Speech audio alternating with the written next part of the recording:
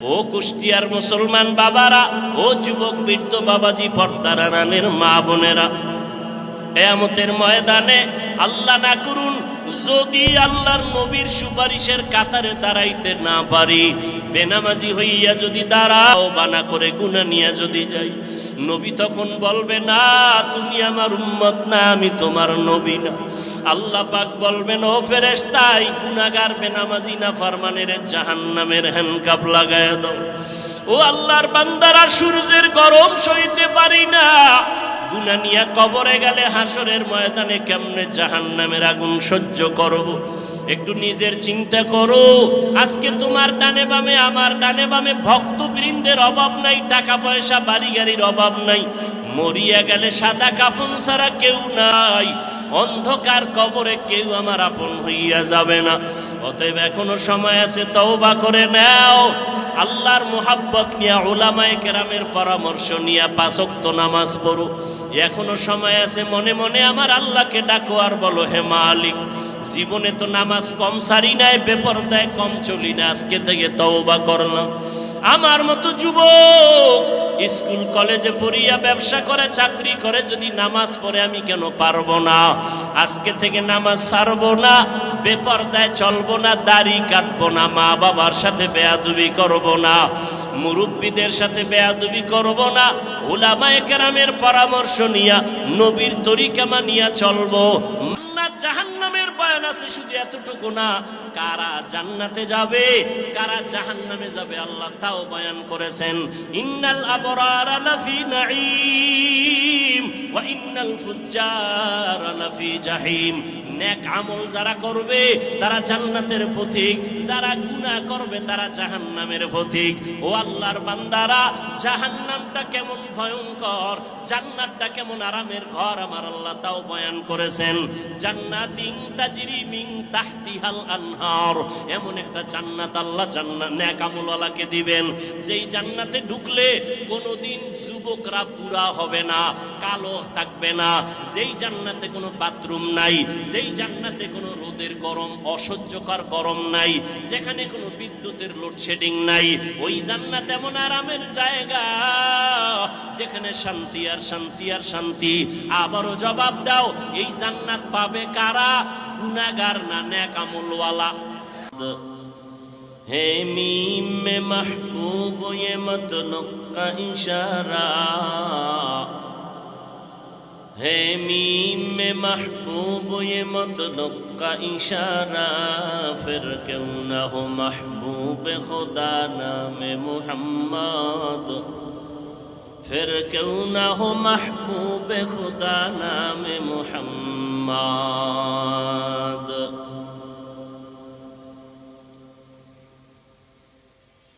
বৈষম্য বিরোধী ছাত্র আন্দোলনে শহীদদের স্মরণে আয়োজিত ঐতিহাসিক তাফসিরুল কোরআন মাহফিল 17 সেপ্টেম্বর 2024 কুষ্টিয়া প্রাণকেন্দ্র ঈদগাহ মাঠে আয়োজিত মহতি এ মাহফিলে উপস্থিত মুহতারাম সম্মানিত সভাপতি, প্রধান অতিথি, বিশেষ অতিথিবৃন্দ, হযরত উলামায়ে কেরাম, অত্র অঞ্চলের বিভিন্ন স্থান থেকে আগত আল্লাহ পাকের আশিকিন, জাকিরিন, শাকিরিন, মুহিব্বিন, মুরব্বিয়ান এজাম, কলিজার টুকরা আমার সমবয়সী যুবক বন্ধুগণ, স্নেহের ছোট ভাই, পর্দার আড়ালে মাইকের আওয়াজ শ্রবণরতা সম্মানিতা মা ও বোনেরা, আল্লাহ রব্বুল আলমিনের দরবারে লাখো কোটি শুকর ও সুজুদ যে মহান রব্বুল আলমিনে ফিতনার যুগে হাজারো লাখো কোটি মানুষের ভেতর থেকে বাছাই করে পৃথিবীর শ্রেষ্ঠ মজলিস, উলামায়ে আহলে হকের মজলিস, গুনাহ মাফের মজলিস, তওবা কবুলের মজলিসে আমাদেরকে আসা বসার তৌফিক দান করেছেন। নিয়ামতের শুকর আদায়ার্থে ঈমানের আওয়াজকে উঁচু করে এক আওয়াজে সকলেই মহব্বতে পড়ি আলহামদুলিল্লাহ। দরুদ ও সালাম সৈয়দুল মুরসালিন, রাহমাতুল লিল আলামিন, শফিউল মুজনিবিন, খাতামুন নবিয়্যিন, সৈয়দুস সাকালাইন, ইমামুল মুরসালিন, শফিয়ে আজম, রসুল আকরম, রহমতে আলম, নবীউল আরব আল আজম, হাবিবে কিবরিয়া, আশরফুল আম্বিয়া, সৈয়দুল আম্বিয়া, শফিয়ে মাহশর, সাকিয়ে কৌসর, আকায়ে নামদার, মদিনাহ का ताजदार, आफताब नबूवत, फ़ख्र मौजूदात, सय्यदुल मखलूक़ात, हज़रत मुहम्मदुर रसूलुल्लाह सल्लल्लाहु अलैहि व आलिहि वसल्लमेर উপর সর্বোপরি শুকর, যাদের অক্লান্ত পরিশ্রমের মাধ্যমে আজ সুন্দর আয়োজন। আমার কলিজার যুবক, বৃদ্ধ, ব্যবসায়ী, শ্রমিক, চাকুরিজীবী, বিভিন্ন শ্রেণী পেশার মানুষ, জনপ্রতিনিধি, প্রশাসন, উলামায়ে হযরত, আইম্মায়ে মাসাজিদ,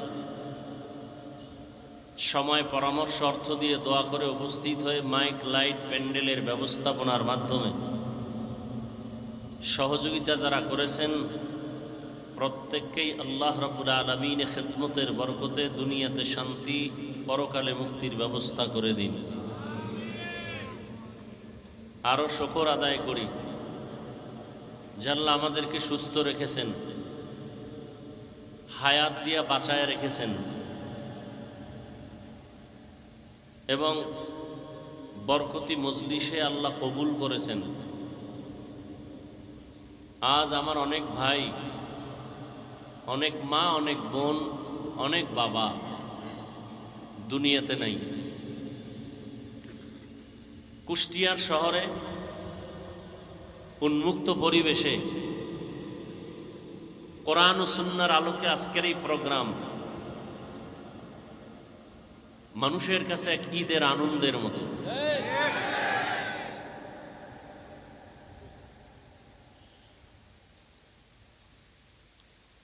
আমি মনে করি এটা কুষ্টিয়ার জন্য একটা বিজয়ের পূর্বাভাস।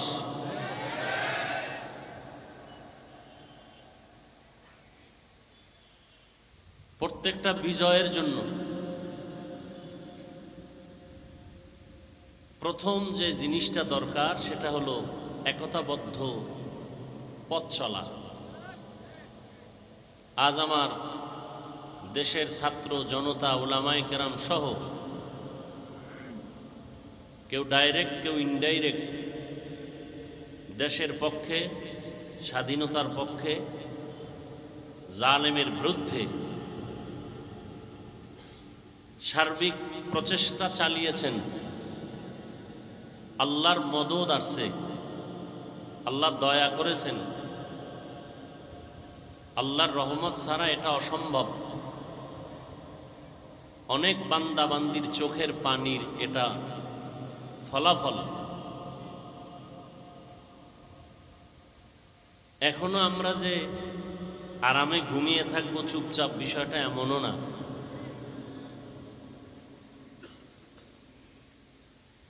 আল্লাহর দ্বীন নিয়ে যদি বাঁচতে চাই, কবরে যেতে চাই, তাহলে বিপদ আরো বহু সামনে আমাদের পাড়ি দিতে হবে।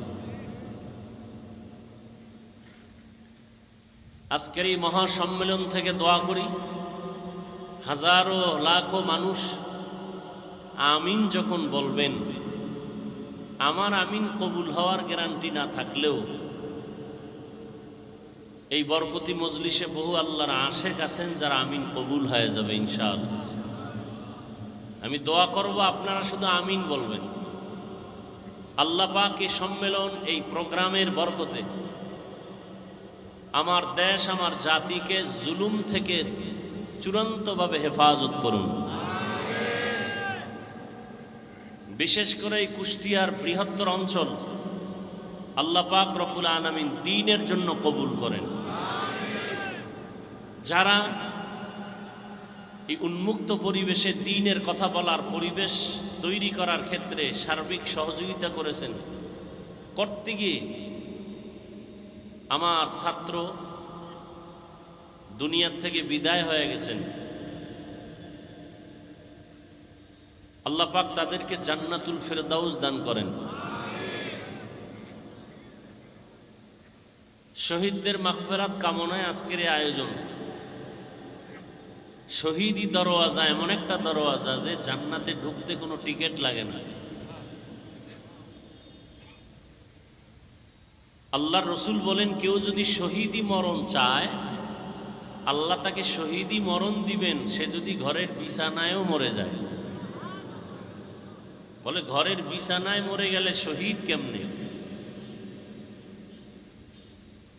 বাচ্চা প্রসবকালে কোনো মা যদি দুনিয়ার থেকে বিদায় হয়ে যান, আল্লাহ তাকে শাহাদাতের মরণ দান করেন। কোনো মানুষ যদি বিষ বেদনা পেটে ব্যথায় মরে যায়, আল্লাহ শহীদের মর্যাদা দান করেন।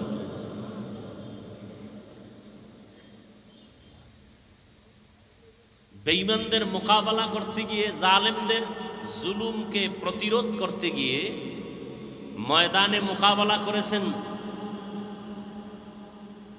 শাহাদাতের পিয়ালা পান করেছেন সাহাবায়ে কেরাম। ওমরে ফারুক রাদিয়াল্লাহু তাআলা আনহু, ওসমান রাদিয়াল্লাহু তাআলা আনহু, হযরত আলী রাদিয়াল্লাহু তাআলা আনহু, হাসান রাদিয়াল্লাহু তাআলা আনহু, হুসাইন রাদিয়াল্লাহু তাআলা আনহু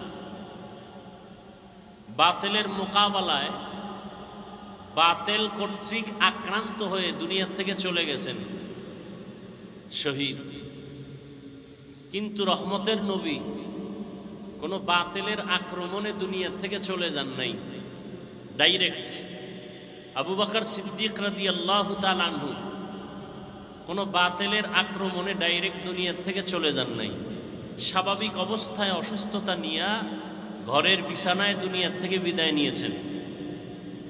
তাহলে ওমরে ফারুক বাতিলের আক্রমণে চলে গেলেন শহীদ, ওসমান রাদিয়াল্লাহু তাআলা আনহু বাতিলের আক্রমণে চলে গেলেন শহীদ, হযরত আলী রাদিয়াল্লাহু তাআলা আনহু বাতিলের আক্রমণে চলে গেলেন শহীদ। শহীদি মর্যাদা সবার উপরে। সেই মর্যাদা আবু বকর পেলেন না কেন? এমনকি নবী পেলেন না কেন? এক কথায় জবাব, সর্বোচ্চ শহীদের মর্যাদা আল্লাহ নবীকেও দান করেছেন, আবু বকরকেও দান করেছেন। আরো আস্তে করে বলেন। মুসলমানের একটা আওয়াজ ভণ্ড বাতিলের জন্য একটা আতঙ্ক।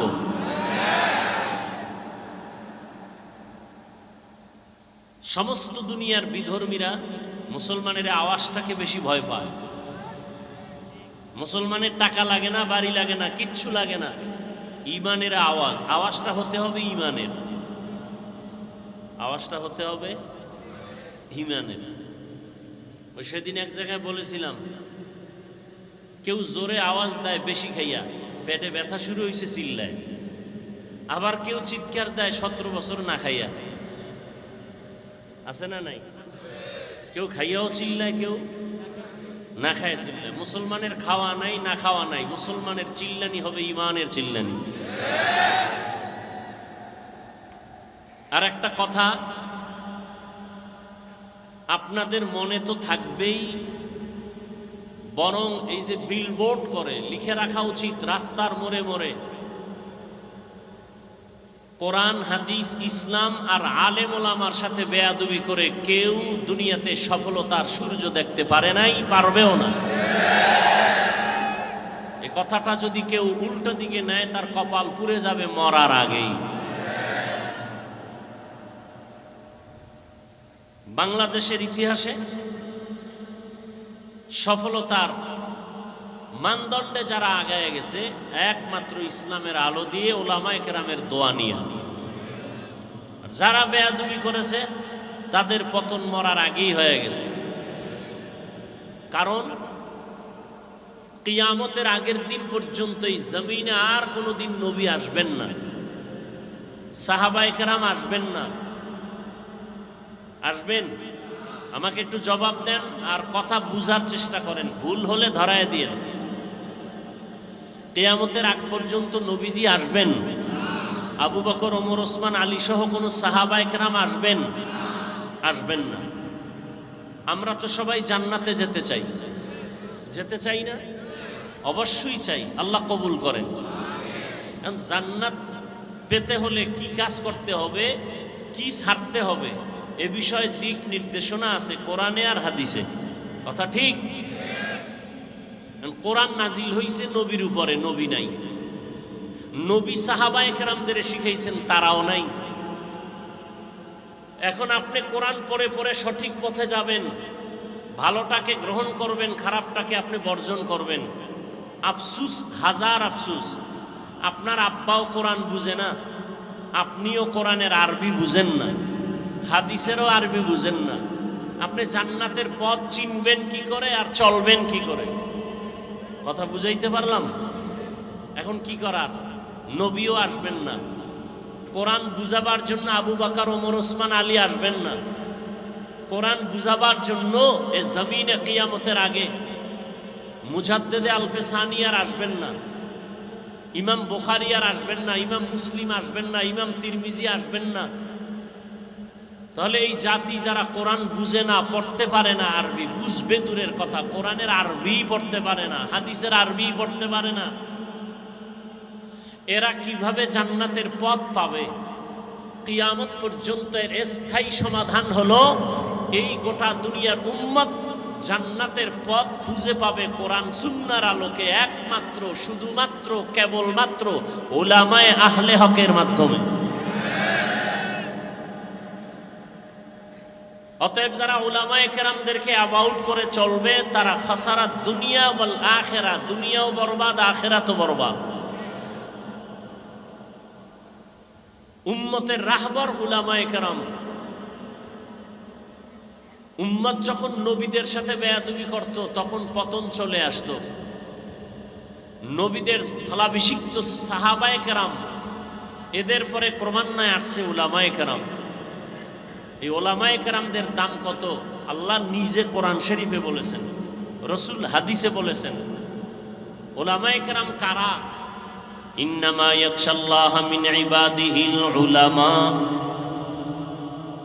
আল্লাহ বলেন, নিশ্চয়ই আমার বান্দাদের ভেতরে যারা আলেম উলামা, তারা আমাকে বেশি ভয় করবেন। কাকে? আল্লাহকে ভয় করবেন।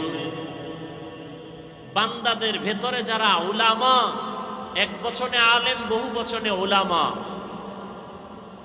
ভয় করার মানে কি? আমিও আল্লাহকে ভয় করি, আপনিও আল্লাহকে ভয় করেন। সবাইকে জিজ্ঞেস করলে বলে আমরা সবাই আল্লাহকে ভয় করি। আসলে ভয়ের মানে কি? অথচ বিড়িও টানেন, গাঞ্জাও খান, মানুষও হত্যা করেন, মানুষের বাড়িঘরে আগুন জ্বালান। তাহলে আসলে আল্লাহর ভয়ের মানে কি? এখানে এত মানুষ, কুষ্টিয়ার ইতিহাস, মানুষ বলবে লক্ষ লক্ষ মানুষ, বিশাল আয়োজন, কিন্তু এমনও আশেকে রসুল এখানে আছে আজকে ফজরের নামাজ পড়ে নাই, জহুর পড়ে নাই, আসর পড়ে নাই। সত্য কথাটা স্বীকার করেন, মানেন আর না মানেন। মাগরিবও এমন মানুষ এখানে নাই, এশার নামাজও। এরপরও চাপাবাজি করে, নামাজ না পড়লেও দিল পরিষ্কার। চাপাবাজ আছে না নাই? আল্লাহ হেদায়াত দান করুন। এরাও বলে আমরা আল্লাহকে ভয় করি, আমিও বলি আল্লাহকে ভয় করি। আসলে আল্লাহকে ভয় করার ব্যাখ্যাটা কি? সবাই আল্লাহকে ভয় করে, হাকিকতে ভয় করার মানে কি? আল্লাহকে আসলে যারা ভয় করবে তার মূল হাকিকত হলো আল্লাহর অবাধ্য হবে না, আল্লাহ যা নিষেধ করছেন তা গ্রহণ করবে না। আরো সহজ ভাষায়, আল্লাহর বিরুদ্ধে গিয়ে কোনো অন্যায় করবে না, অত্যাচার করবে না, গুনাহ করবে না। এজন্য নবী বলেন, ক্বালান নবী সাল্লাল্লাহু আলাইহি ওয়া আলিহি ওয়াসাল্লাম, ইত্তাকিল মাহারিম তাকুন আ'বাদান নাস।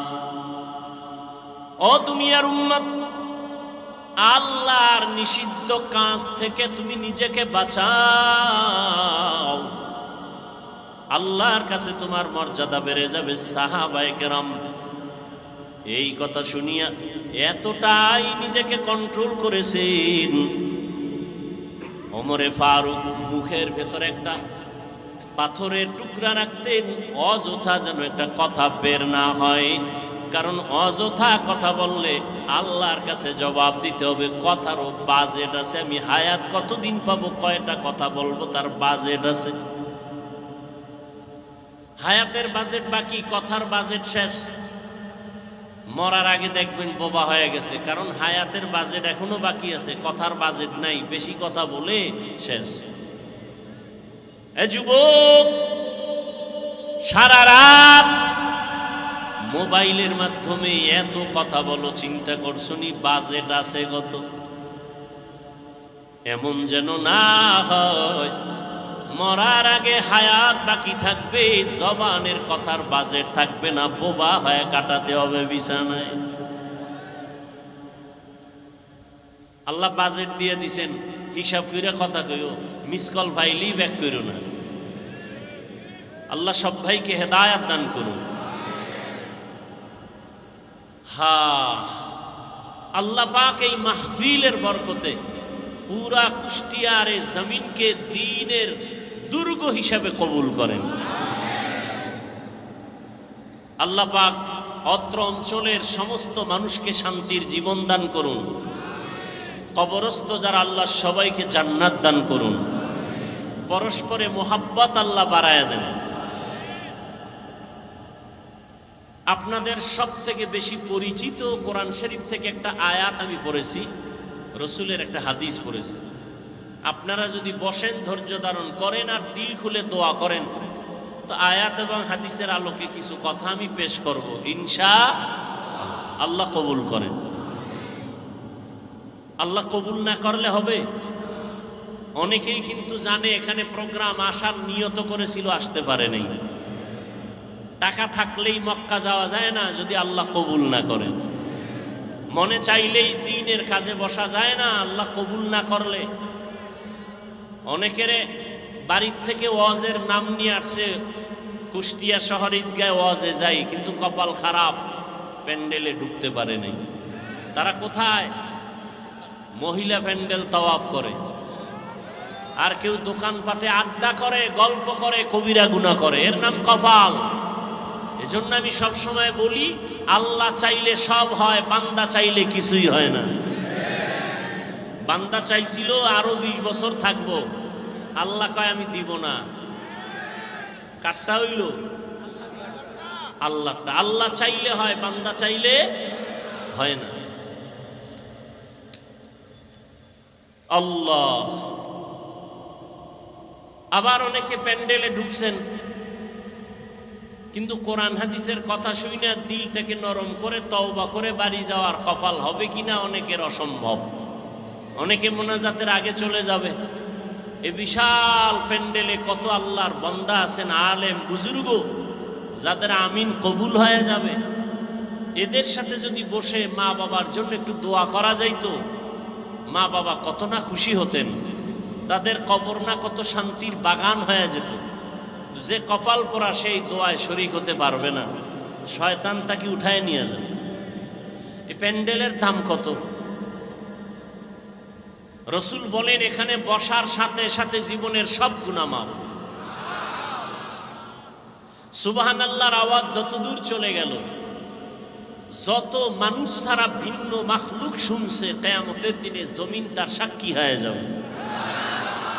ইয়াউমা ইযিন তুহাদ্দিসু আখবারাহা, কিয়ামতের দিন জমিন আপনার আমার পক্ষ বিপক্ষে সাক্ষী হবে। দার কিয়ামত এই জমিদার নে কো বাদ কে জেনা দিদা গওয়াহি হাতে হা। জমিন আপনার আমার পক্ষ বিপক্ষ নিবে। জমিনে সেজদা দিয়েছেন, কিয়ামতের দিনে জমিন আল্লাহকে বলবে, আল্লাহ আমাকে সেজদা দিয়েছে আমার পিঠে। আল্লাহ জমিনের সাক্ষী নিয়ে বলবে, বিনা হিসাবে জান্নাতে চলে যাও। এজন্য দেওবন্দের কৃতি সন্তান কারি তৈয়ব সাহেব রহমতুল্লাহ আলাইহি, যিনি ওই সময় ভারতবর্ষের সমস্ত জেনারেল লাইনের মানুষরা তাকে দার্শনিক মনে করত, উলামায়ে কেরাম তাকে জবরদস্ত একজন ইলমওয়ালা আহলুল্লাহ মনে করতেন। তাকওয়ার মানদণ্ডে আল্লাহকে এতটা ভয় করে চলতেন। ওই সময়ে তাকে বাইতুল্লাহ হজে নেওয়ার প্রস্তাব দেয়া হলো। তিনি বললেন হজে যেতে পারি, শর্ত দুইটা, আমার উপরে হজ ফরজ না। অতএব আপনারা যদি নিতে চান দুই শর্ত আমার। এক, আমার কোনো ছবি তোলা যাবে না, আমি ছবি তুলব না। বিনা কারণে ছবি তোলা স্পষ্ট কবিরা গুনাহ, হারাম। সরকার যদি বলে লাগবে, শরীয়তের কোনো বিধানের কারণে যদি বলে ছবির প্রয়োজন, হালাল, এমনি একটা ছবি তুললাম, কবিরা গুনাহ, হারাম। আর শর্ত কি? আমি ভারত থেকে বাইতুল্লাহ যাব, আমার নামাজ যা হবে সেজদা আমাকে জমিনে দেওয়াতে হবে, আমি শূন্যের উপরে সেজদা দিব না, আমি মাটিতে সেজদা দিব। বলে এটা কেমনে সম্ভব? একটু আগে তাবিজ দিছি না, তাবিজ বান্দা চাইলে হয় না, আল্লাহ চাইলে হয়। তবে বান্দা চাইলেও হয় যদি বান্দার চাওয়াটা আল্লাহর কুদরতি চাওয়ার মর্জি মতো হয়। এভাবে সম্ভব না। ছবিও তোলা যাবে না, বিমানে যাবেন, নামাজের ওয়াক্ত বাজলে কি করার শিডিউল কিভাবে করা যায়? আমার হজ ফরজ না, আর আমি যাওয়ার জন্য তো আশেক না, আল্লাহ নিলে যাব, কিন্তু আল্লাহর রাজি খুশি অনুযায়ী যাব, উল্টা পাল্টা নয়। কিছুদিন পরে প্রস্তাব আসলো, আপনার জন্য ছবি লাগবে না, যেহেতু আপনি পরিচিত ব্যক্তি, আপনাকে সবাই চিনে। নাম্বার 2, বিমানের শিডিউল এমন ভাবে করা হয়েছে, ফজরের নামাজের পরে আপনি আলাদাভাবে বিমানে যাবেন, জোহরের আগে বাইতুল্লাহ পৌঁছায় দেয়া হবে। हर के दारत खौफे हक़दार दिल मदाम जन्नतुल मअवा देहद उरा मकाम जुज़्ब हक़ जी जे मखाज इंसो जा फजले उआ मस्ते दर जुमला जहा।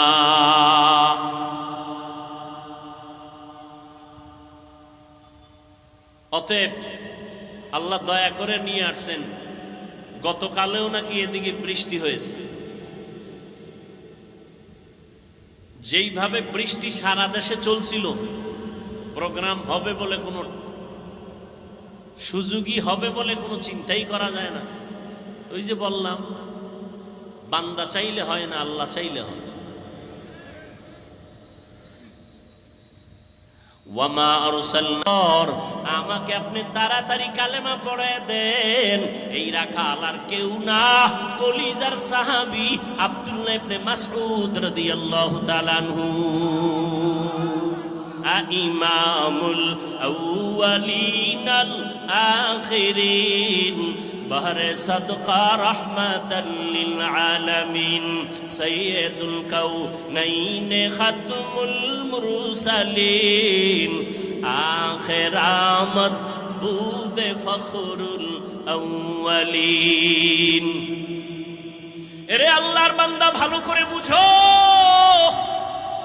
অন্যদিকে তাকাইয়া তামাশা দেখবা না, অন্য কান্দে ওদিকে তাকায়ও না। তোমার চোখে কেন পানি নাই সেই চিন্তা করো।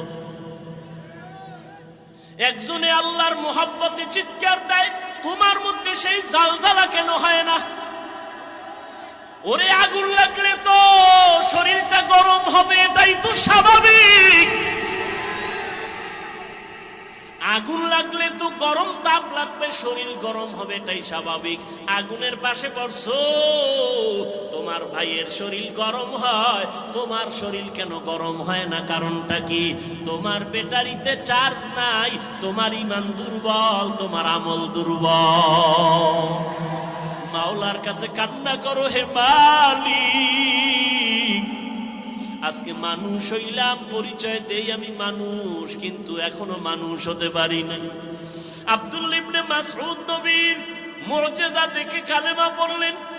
ওমরের মতো বান্দা নবীর কল্লা কাটতে আসিয়া 27 বছরের নবীর হাতে কালেমা বললেন। ও নবীর আশেকের দল, আজকে তাবলীগওয়ালারা বয়ান করে, পীর সাহেবরা বয়ান করে, জুমার দিন খতিব সাহেবরা বয়ান করে। আমার মায়ার নবী মক্কা নগরীতে আসছেন এমন একটা জায়গায়, এত দামি জায়গা কেন না পাক? এর একমাত্র কারণ এই মানুষগুলো এত খারাপ হইল কেন? যেই জমিনে এত নবী আসলো, এত দামি ঘর হইল, এই মানুষগুলো অন্য জায়গার থেকে একটু ভালো হওয়ার কথা, এরা খারাপ কেন?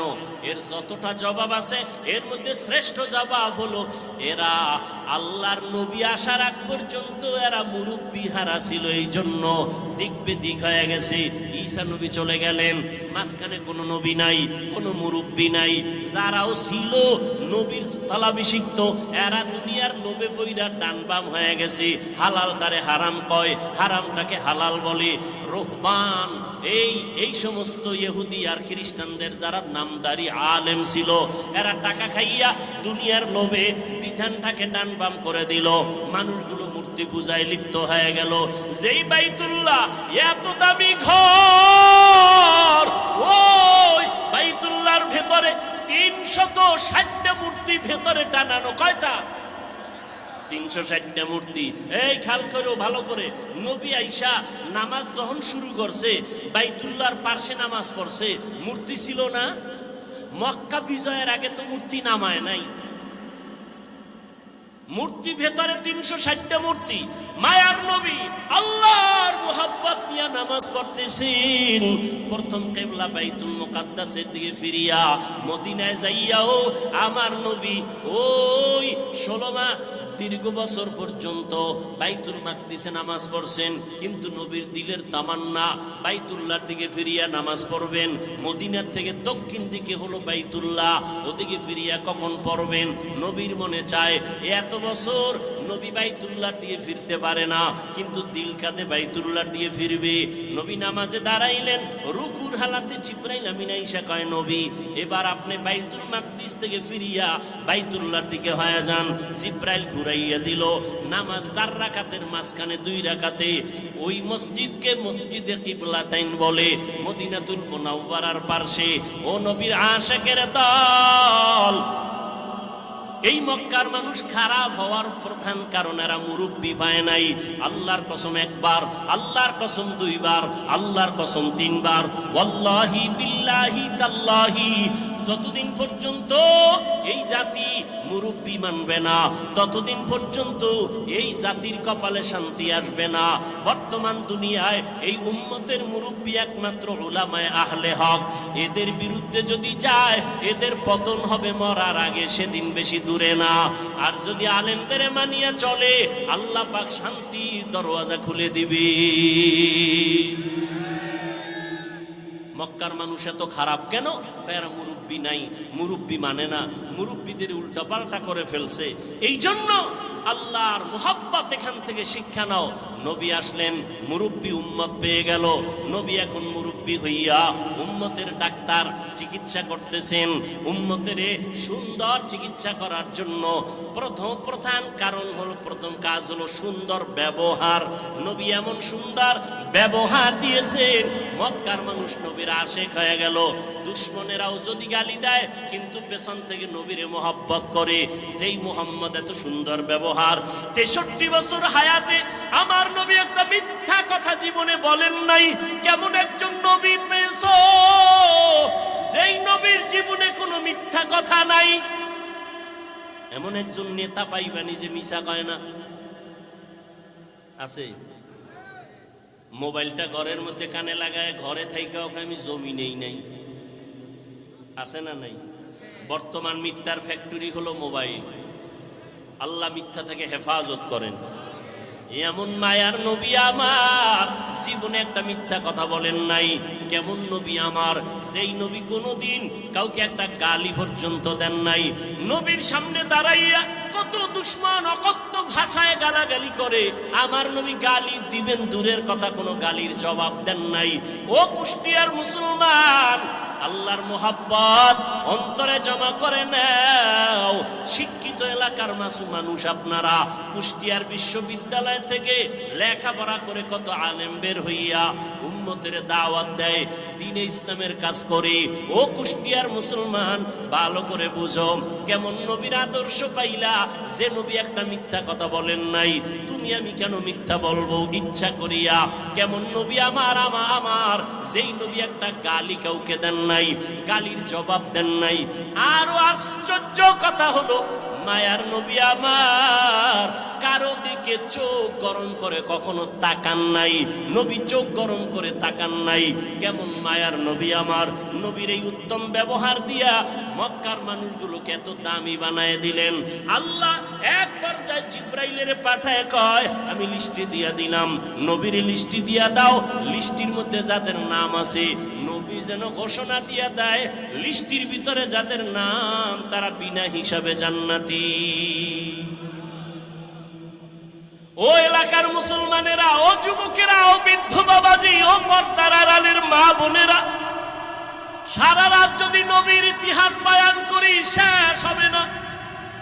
নবী দুনিয়াতে আসার আগে নবীর গুণগান বিধর্মীরা পর্যন্ত গাইলো, শেষ করতে পারলো না। নবী আসছে, গুণগান চলছে, শেষ হয় না। নবী চলে গেলেন ১৫০০ বছরের বেশি হলো, এখনো নবীর গুণগান শেষ হয় না। বক্তাও শেষ করতে পারে না, লেখকেরা লেখাও শেষ করতে পারে না।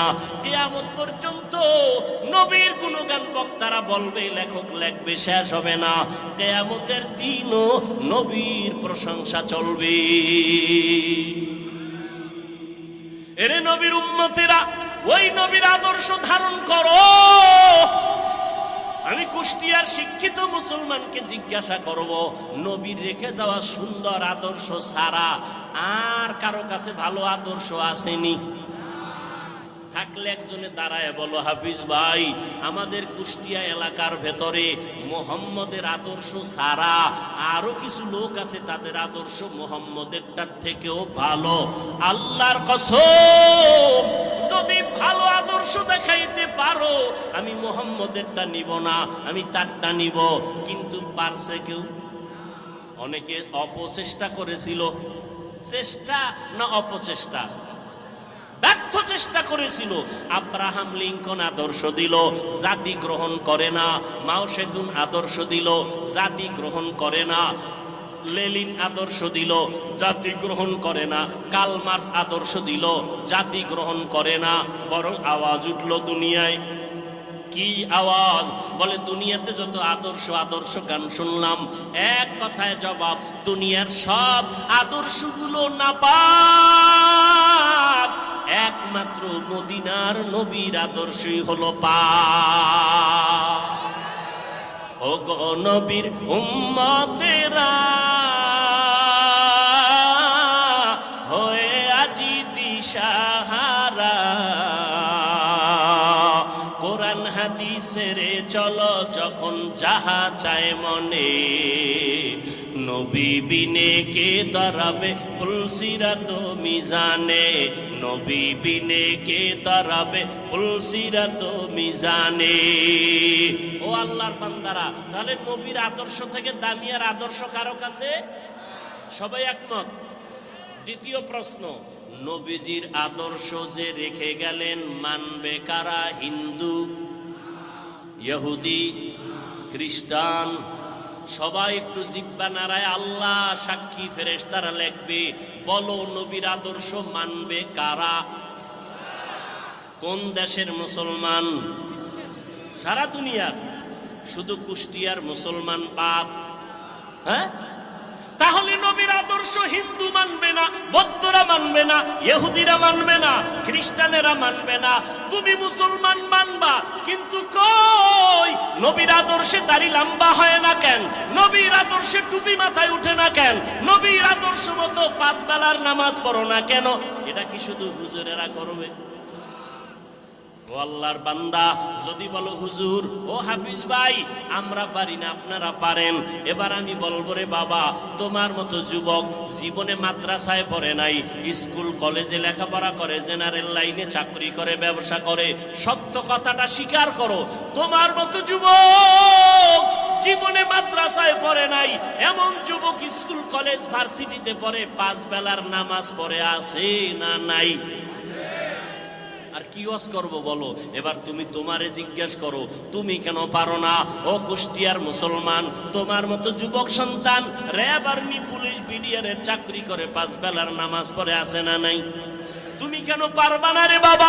তোমার মতো যুবক রাস্তায় গাড়ি চালায়, 5 বেলার নামাজ পড়ে, তুমি কেন পারবা না? বালিশে মাথা লাগায় একটু প্রশ্ন করো, তুমি কেন পারবা না রে বাবা? নদীর মধ্যে মাছ ধরে, নামাজ ছাড়ে না, তুমি কেন পারো না? তোমার আমার মতো কত যুবক তাকায় দেখো ময়দানে কৃষি কাজ করে, নামাজ পড়ে, তুমি কেন পারবা না? আসলে কি ওলামায়ে কেরামের কথা মিথ্যা মনে করছো? আল্লাহর কোরআন নবীর কথা কি মিথ্যা মনে করছো নাকি বাবা? আমাকে আবার একটু জবাব দাও, আমার আল্লাহর কোরআন সত্য নাকি মিথ্যা? কত পার্সেন্ট সত্য? সবাই বলো। এবার আমাকে বলো, আল্লাহর ওই কোরআনে জান্নাতের বয়ান আসেনি? সত্য। জাহান্নামের বয়ান আসেনি? এবার বলো বাবা, ওই আল্লাহর কোরআনে জান্নাত জাহান্নামের বয়ান আছে, শুধু এতটুকু না, কারা জান্নাতে যাবে কারা জাহান্নামে যাবে আল্লাহ তাও বয়ান করেছেন। ইন্নাল আবরারা লাফি নাঈম ওয়া ইন্নাল ফুজ্জারা লাফি জাহিম। নেক আমল যারা করবে তারা জান্নাতের পথিক, যারা গুনাহ করবে তারা জাহান্নামের পথিক। ও আল্লাহর বান্দারা, জাহান্নামটা কেমন ভয়ঙ্কর, জান্নাতটা কেমন আরামের ঘর আমার আল্লাহ তাও বয়ান করেছেন।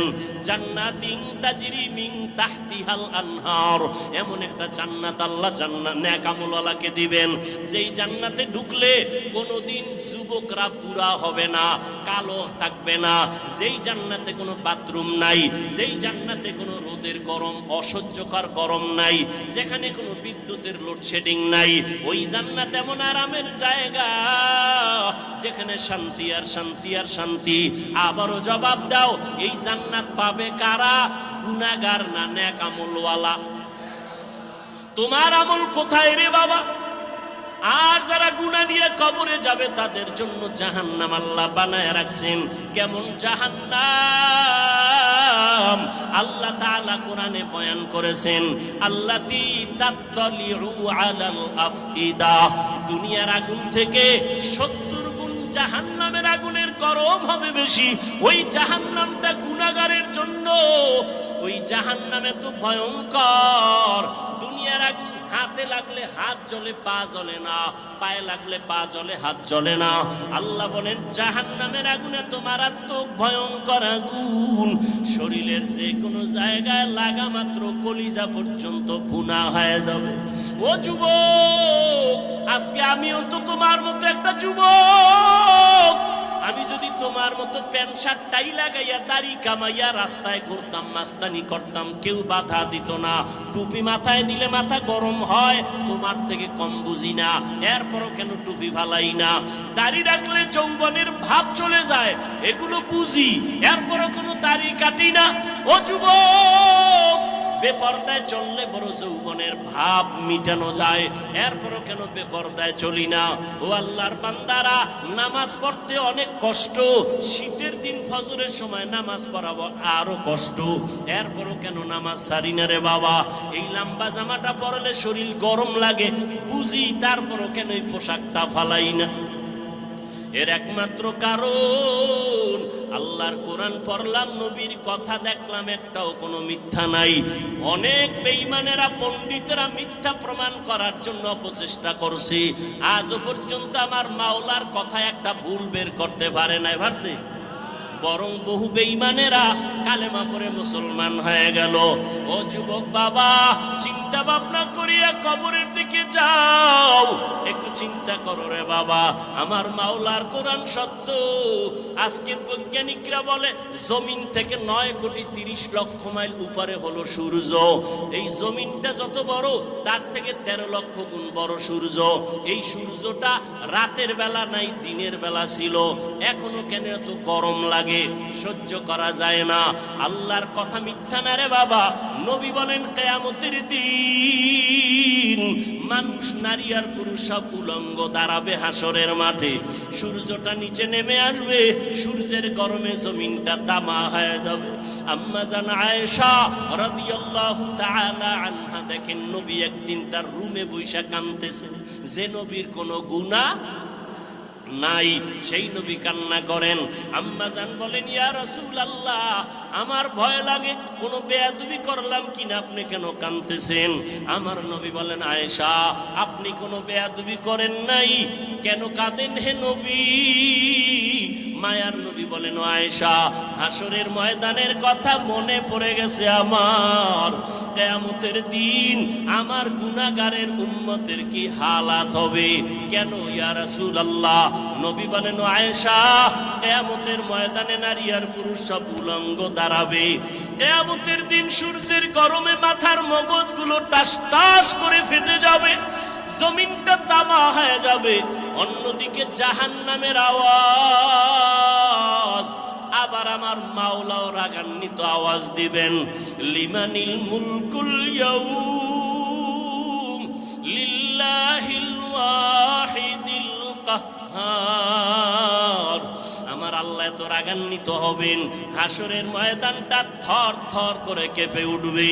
হাসরের ময়দানে সবাই থাকবে উলঙ্গ নারী আর পুরুষেরা। ও পর্দার আড়ালের মা বোনেরা, আল্লাহ আপনাদের এত মর্যাদা দান করেছেন। আপনারা নবীদের মায়ের মতো মা, আপনারা আলেমদের মায়ের মতো মা, আপনাদের এত সম্মান। আপনারা খাদিজা রাদিয়াল্লাহু তাআলা আনহার মতো নারী, আপনারা আয়েশা রাদিয়াল্লাহু তাআলা আনহার মতো দামি নারী, আপনারা ফাতেমা রাদিয়াল্লাহু তাআলা আনহার মতো দামি নারী, ঈসা নবীর মা মারিয়াম আলাইহাস সালামের মতো দামি নারী। আপনারা আল্লাহ পাক রব্বুল আলামিন এত সম্মান আপনাদের দান করলেন। ও পর্দার আড়ালের আম্মা জানেরা, এতক্ষণ আমি যুবকদের যত বয়ান শুনাইলাম ভালোর লাইনে, এই ভালোটা ততদিন পর্যন্ত হবে না যতদিন পর্যন্ত মা আপনি সন্তানকে ভালো লাইনে চালাইবেন না। কারণ সন্তান ভালো লাইনে যাওয়ার পেছনে অবদান হলো মায়ের, কারণ সন্তান মাকে বেশি ফলো করিয়া চলে। এই জন্যই নবীও বলেছেন, এ দুনিয়ায় সব থেকে নারী নেককারিনী যারা আদর্শবান নারী বড় দামি সম্পদ। এরে আম্মা জান, আপনার সন্তানটাকে আপনি ডাক্তার বানাবেন, বাধা নাই, ইঞ্জিনিয়ার বানাবেন, বাধা নাই, প্রফেসর বানাবেন, বাধা নাই।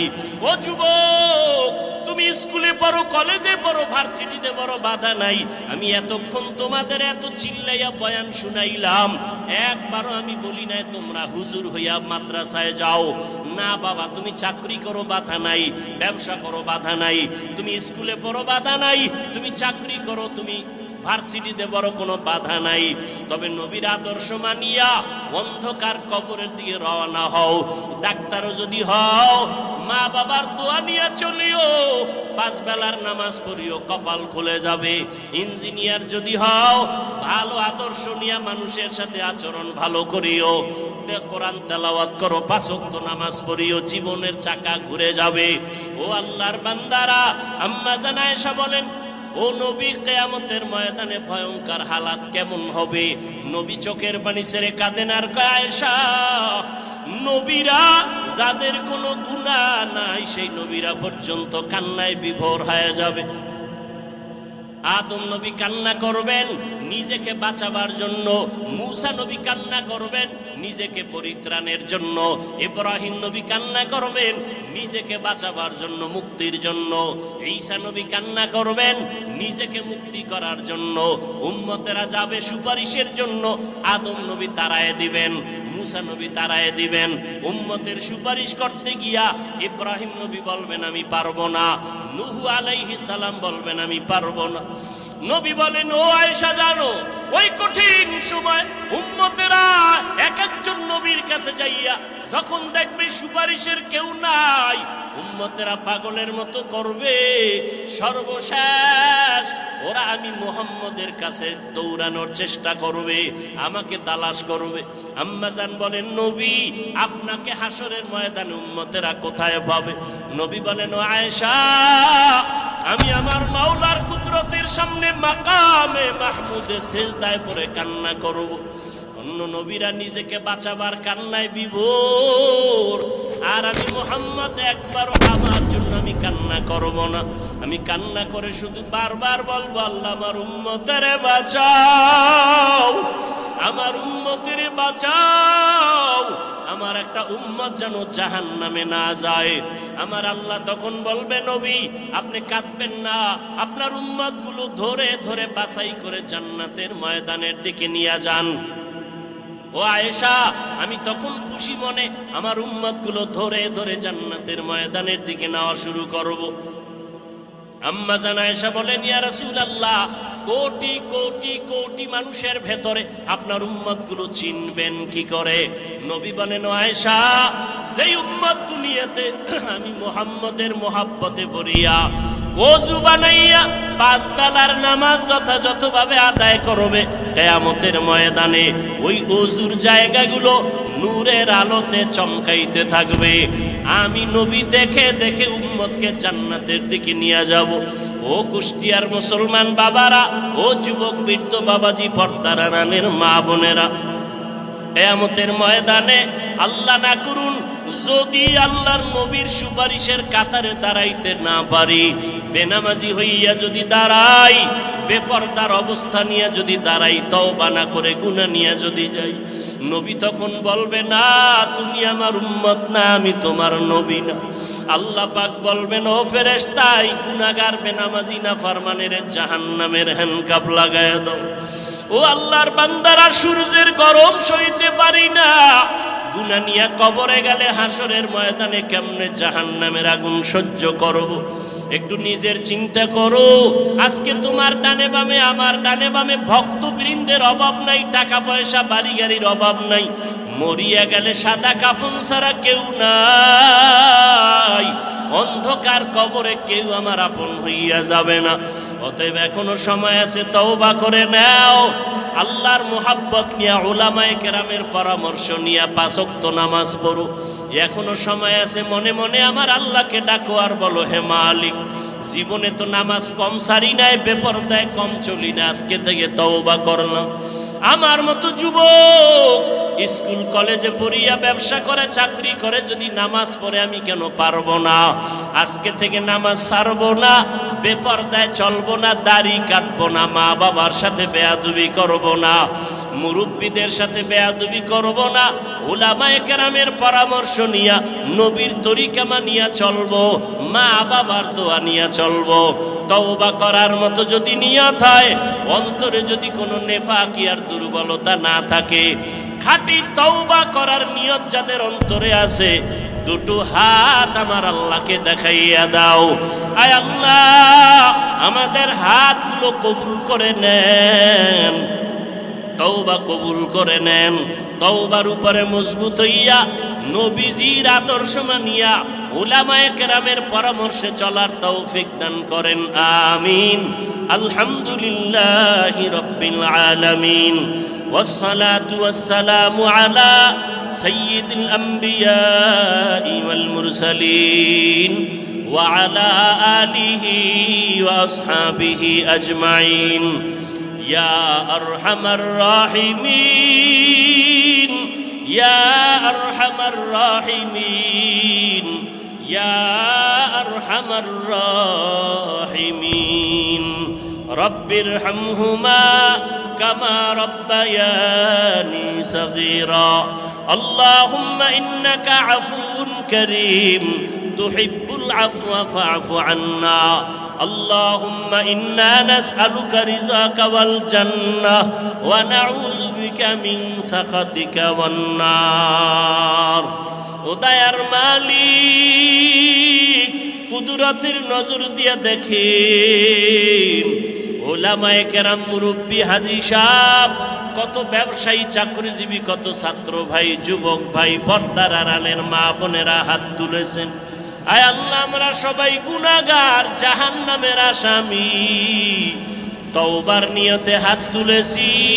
জীবনে হাতের দ্বারা কত গুনাহ করেছি, চোখের দ্বারা কত গুনাহ করলাম, জবানে গুনাহ করলাম, কত নামাজ ছাড়লাম, বেপরদায় চললাম। আজকে থেকে তওবা করলাম, আর নামাজ ছাড়বো না রে।